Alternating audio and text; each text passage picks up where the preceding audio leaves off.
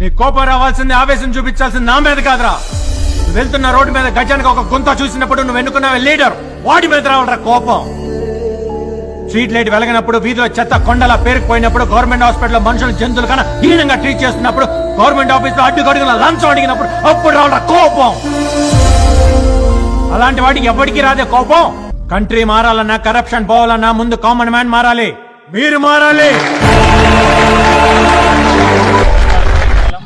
బొల్లారం గ్రామ పరిస్థితి వేములవాడ నియోజకవర్గంలోనే అభివృద్ధికి ఆమడదూరం ఉన్నటువంటి మా గ్రామానికి 3 రహదారులు ఉన్నప్పటికీ 3 రహదారుల వ్యవస్థ అంత గందరగోళంగా ఉంది. ఈ రోడ్డును చూస్తే బొల్లారం నుండి హన్మయ్యపేట స్కూల్ వరకు దాదాపు 100 నుంచి 150 మంది విద్యార్థులు ఈ స్కూల్కి ఈ మార్గం ద్వారా వెళ్లాల్సి ఉంటుంది. ఈ మార్గం ద్వారా పోదామంటే సైకిల్ కాదా నడుచుకుంటూ కూడా పోలేని పరిస్థితి.